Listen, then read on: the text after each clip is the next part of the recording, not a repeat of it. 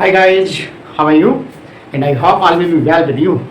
In today's video lecture, I am going to discuss about the next part of transformation, in which part all of us we shall learn how to change simple sentence into complex sentence in very easy way. So आज के इस video lecture में देखते हैं कि किस प्रकार से सिंपल सेंटेंस को कम्प्लेक्स सेंटेंस में बदलते हैं। तो कम्प्लेक्स सेंटेंस से रिलेटेड हमारे वीडियो पहले से ही अपलोड हैं, तो उसको बेहतर समझने के लिए आप एक बार उसको ज़रूर देखें। उसके बाद आज इस स्टेप को समझते हैं।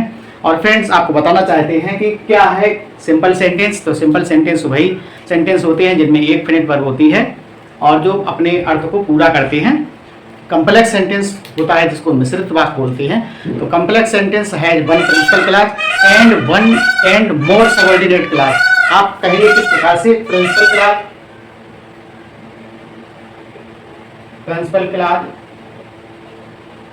Plus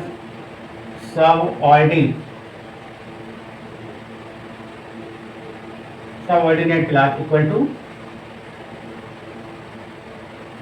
complex sentence.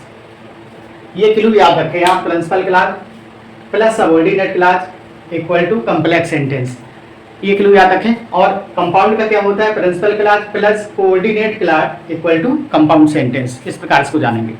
तो क्या कॉम्प्लेक्स सेंटेंस जो होता है उसमें एक प्रधान उपवाक्य होता है और दूसरा जो होता है एक या एक से ज्यादा सबऑर्डिनेट क्लॉज होता है, आश्रित उपवाक्य होता है। ओके, और ये तीन स्टेप का प्रयोग करके इसको बनाया जाता है। वो है नाउन क्लॉज, एडजेक्टिव क्लॉज और एडवर्ब क्लॉज। ओके, इसका उल्टा कर देंगे तो कॉम्प्लेक्स सेंटेंस से सिंपल सेंटेंस बन जाएगा। तो यहाँ देखते हैं, तो यहाँ पे मैंने कुछ एग्जाम्पल ले रखे हैं और इसमें 1 से 12 एग्जाम्पल हैं यहाँ पे, और इसमें चार वाक्य को लिया गया है। चार वाक्य हैं या जो 1 से 4 सेंटेंसेस है वो नाउन क्लॉज हैं, और 5 से 8 तक ये आपका हो जाएगा एडजेक्टिव क्लॉज। और इसके बाद जो 4 सेंटेंस हैं वो एडवर्ब क्लॉज से संबंधित हैं। बहुत सरल हैं, तो आप इसको देखेंगे और बेहतर ढंग से इसको समझेंगे। और इसको और अच्छे ढंग से समझने के लिए मैं चाहूँगा कि आप इसके स्टेप बाय स्टेप पार्ट देखें, तो आपको बेहतर समझ में आएगा। ऐसा नहीं है कि कभी एक पार्ट देखा तो तीसरा देख लिया, कभी 7वां देख लिया, ठीक है, तो ऐसा बिल्कुल भी नहीं करेंगे। और शायद है कि आज इसको देखते हैं आगे से। यहाँ देखते हैं पहला सेंटेंस क्या है, योर सक्सेस इज सर्टेन। तो ये हमारे सिंपल हैं, जितने सेंटेंस लेके गए हैं सारे सेंटेंस सिंपल सेंटेंस हैं, और इन सिंपल सेंटेंस को हमें कॉम्प्लेक्स सेंटेंस में बनाना है और इसका उल्टा कर देंगे तो कॉम्प्लेक्स सेंटेंस से सिंपल सेंटेंस बन जाएगा। तो आप यहाँ देखते हैं योर सक्सेस इज सर्टेन, आपकी जो सफलता है वो बिल्कुल सुनिश्चित है। तो इसको कैसे बदलेंगे, तो आप देख सकते हैं it is certain,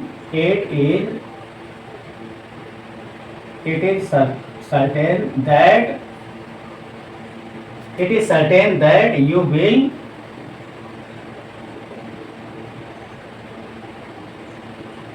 will succeed। ये हमारा हो गया है कॉम्प्लेक्स सेंटेंस। कैसा हो गया है, कॉम्प्लेक्स सेंटेंस हो गया है, जो कह रहा है it is certain that you will succeed या that you will succeed, it is that you will succeed, it is certain. इस प्रकार से भी बन जाएगा, लेकिन यही सही मानिए आप इसको। आगे देखते हैं, listen to your teacher, listen to. तो यहां कैसे बनाएंगे इसको,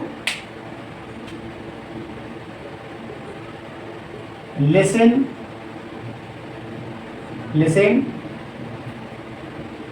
what your teacher said. Listen to यहाँ पे रखेंगे, लिसन टू, यहाँ पे लिसन टू। अब यहाँ पे देखते हैं कि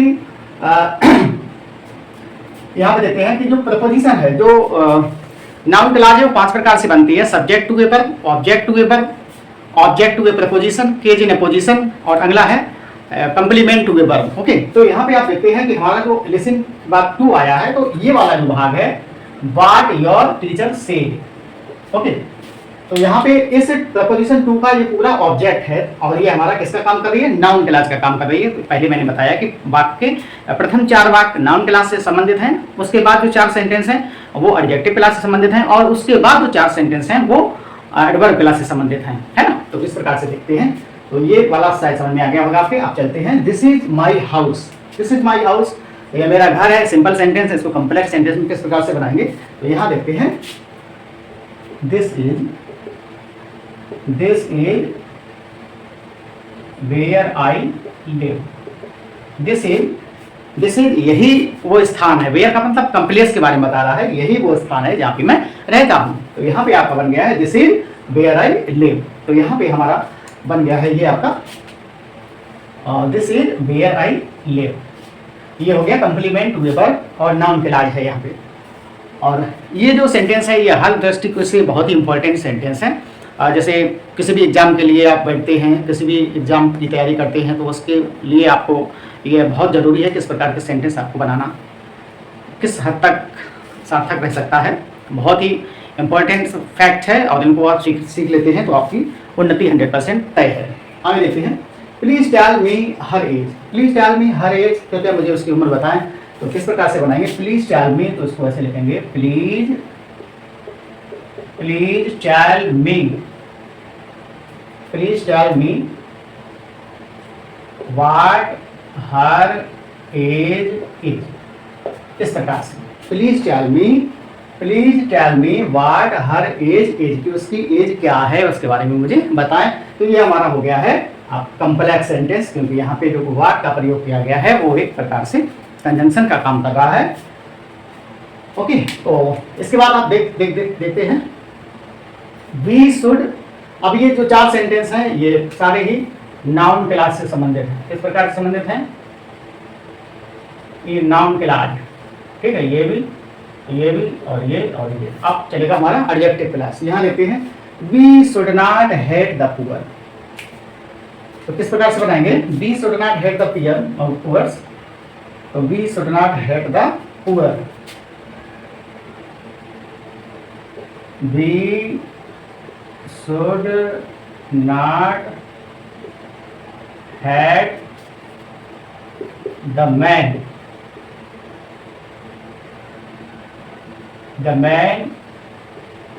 हु आर पुअर। इस प्रकार से आप बना सकते हैं। तो we should not hate the man who are poor, हमें उन लोगों से घृणा नहीं करनी चाहिए जो कि बहुत गरीब हैं। इस प्रकार से इसको बना सकते हैं। आगे देखते हैं good boys obey their teacher. किस प्रकार से बनाएंगे, तो यहां देखते हैं we should not hate the man. अब यहां देखो मैन नाउन है और नाउन की विशेषता कौन बता रहा है, कैसे हु आर पुअर, जो कैसे हैं हु आर पुअर, ये आपका बनना है एडजेक्टिव क्लास, जो लोग गरीब हैं। इस प्रकार से ये आपका बनना है एडजेक्टिव क्लास। और यहाँ पे व्हाट हर एज, उसकी उम्र क्या है, इस प्रकार से आप देखेंगे। और इसके बाद देखते हैं गुड बॉयज, द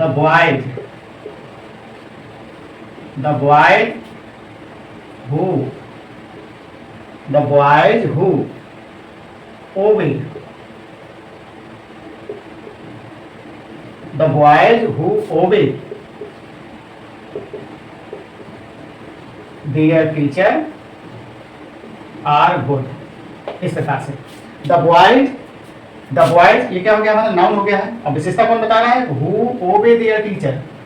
अब ये देखो ये नाउन है, ये क्या है हमारा नाउन है, और ये हमारा क्या है, ये नाउन, और ये क्या है एडजेक्टिव क्लॉज है ना। पूरा एडजेक्टिव क्लॉज है जो विशेषता बता रहा है, किसकी, नाउन की विशेषता बता रहा है कि हु ओबे देयर टीचर, जो बच्चे जो अपने अध्यापक का आज्ञा का पालन करते हैं वो कैसे हैं, आर गुड, वो कैसे हैं, बहुत अच्छे हैं। ओके,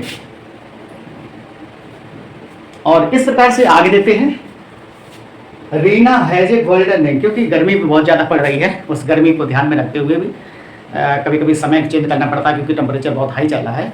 लेकिन फिर भी ऐसी स्थिति में भी हमें अपनी स्टडी को रोकना नहीं है, बल्कि विषम परिस्थितियों में भी हमें अपनी स्टडी को मेंटेन करके रखना है ना। क्योंकि जो सो गया वो हो गया, और नाम ही पढ़ाई स्टडी का मतलब ही होता है जो निरंतर चलती रहे। ऐसा मतलब नहीं है कि वो बीच में रुक जाए फिर स्टार्ट हो, तो उसका कोई मतलब नहीं है। करत करत अभ्यास के जड़ मत खुद सुजान, है ना। प्रैक्टिस मैक्स मैन परफेक्ट, इतना ध्यान रखिए आप। आगे देखते हैं Reena has a golden ring. तो इस प्रकार से देखते हैं Reena has a golden ring. तो Reena has a ring which is made of gold. ये कॉम्प्लेक्स सेंटेंस बन गया। देखिए आप देखिए, रीना हैज ए रिंग, और रिंग है ना, ये रिंग क्या हो गया, नाउन हो गया। और नाउन की विशेषता क्या है, which is made of gold, जो सोने की बनी हुई, सोने की कौन बनी हुई है, रिंग बनी हुई है। तो ये आपका हो गया एडजेक्टिव क्लॉज, और किसकी विशेषता बता रहा है, रिंग की बता रहा है। तो ये हमारा बन गया है एडजेक्टिव क्लॉज। और इसके बाद फ्रेंड्स देते हैं, I bought my friends mobile, मैंने अपने मित्र का मोबाइल खरीदा है ना। तो मोबाइल की बात आती है, तो आप जानते हैं मोबाइल जो है आज के युग की एक महत्वपूर्ण रोल प्ले करता है, एक प्रकार का वरदान है, लेकिन अभिशाप भी है। कई लोग इसको ज़्यादा दुरुपयोग करते हैं, ज़्यादा ओवर देखते हैं, तो उनके लिए तो अभिशाप है, लेकिन जो इसका प्रयोग अच्छे ढंग से करते हैं, वेल मेंटेन वे में करते हैं, तो उनके लिए वरदान है ना। तो देख लेते हैं भाई, तो I bought my friends mobile, तो आई बॉट द मोबाइल, क्या खरीदा, मोबाइल खरीदा भाई। तो I bought the mobile which, निर्जीव है तो which belong to my friend. देखिए I bought the mobile noun हो गया। अब विशेषता क्या है इस मोबाइल की, तो which belong to my friends, वो मेरे मित्र की संपत्ति थी, कहने तात्पर्य है वो मोबाइल किसका था, मेरे मित्र का था, उसकी ये विशेषता थी। तो I bought the mobile which belong to my friend. और अब ये वाले जो सेंटेंस है ये आपके बन गए हैं एडजेक्टिव क्लॉज, ये आपके एडजेक्टिव क्लॉज की बात है ना। ये हो गया है, ये है। आप चलते हैं एडवर्ब क्लॉज पे। एडवर्ब क्लॉज क्या है, तो एडवर्ब क्लॉज 9 प्रकार से काम करता है।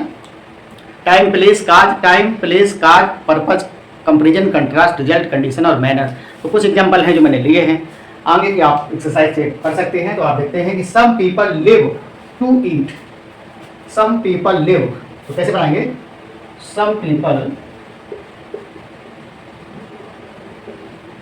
पीपल ईट, कुछ लोग खाते हैं, क्यों खाते हैं, बिकॉज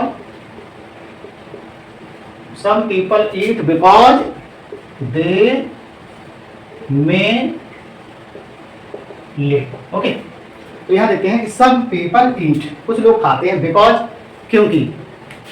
तो हमने बताया था टाइम, प्लेस, काज, पर्पज। कारण बता रहा है क्यों खाते हैं, दे में लिव, क्योंकि वो जिंदा रह सकें। तो बिकॉज, यहाँ देखिए बिकॉज का प्रयोग किया गया है, जो किसके अंतर्गत आता है, एडवर्ब क्लॉज के अंतर्गत आता है। आगे देखते हैं लेट मी स्लीप एनीवेयर। तो लेट मी स्लीप एनीवेयर तो कैसे बनाएंगे, late me sleep wherever I like, wherever I like. तो यहां देखिए वेरेवर क्या है, प्लेस हो गया है, क्या हो गया है, प्लेस हो गया है। और इसके बाद देखते हैं, तो let me sleep wherever I like, तो वेरेवर प्लेस हो गया, तो यहाँ पे ये बन गया एडवर्ब क्लॉज।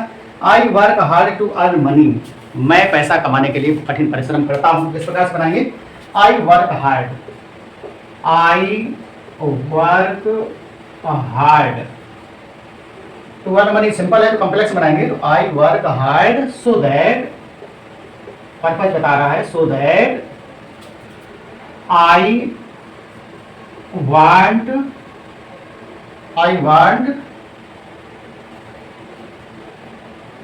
Earn money. ध्यान रखते हैं, आई वर्क हार्ड, में कठिन परिश्रम करता हूं, so that I want earn money, I want to earn money. तो टू भी लगा दें तो कोई दिक्कत नहीं है, तो भी सही है। आगे देखते हैं, I was glad to see him, जैसे ही मैंने उसको देखा मैं प्रसन्न हो गया।